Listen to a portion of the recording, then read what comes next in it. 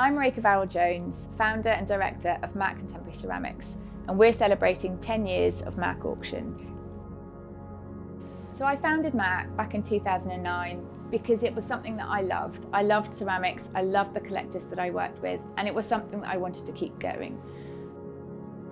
Since our inaugural auction in May 2011, we've held 24 auctions of contemporary ceramics, ranging from the very best of Bernard Leach right the way through to Lucy Ree, Hans Koper, and the contemporary artists of today, and have set numerous world records along the way. Since our first auction in 2011, Maak has sold in excess of £5 million worth of ceramics by hammer price. We curate our auctions quite carefully.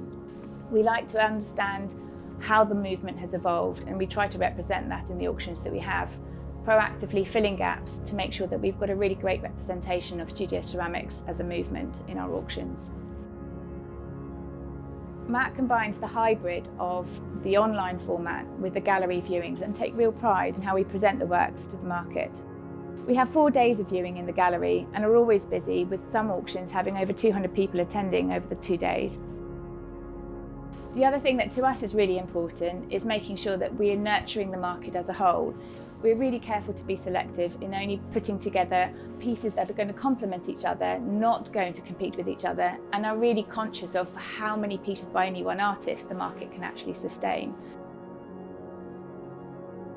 Being primarily an auction house, Maak's relationship tends to be with the collectors rather than the artists, as we focus predominantly on the secondary market. As a result, we've built some wonderful relationships with collectors over the years, many of who have been with us right from the start. They entrust Maak to advise them in both the acquisition of works for their collection, but also to advise them when the time comes to sell.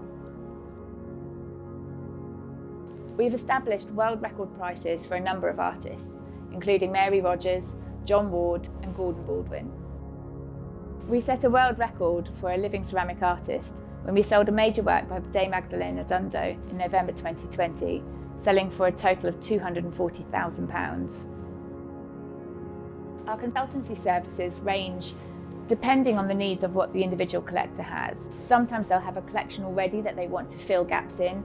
Other people are starting a collection right from scratch, and we're there to help them advise both on which works they should be looking at, which artists they should be looking at, and really building an understanding in what is their taste and helping a collector understand their own taste and their own preferences, and then presenting them with the works from the whole of the market.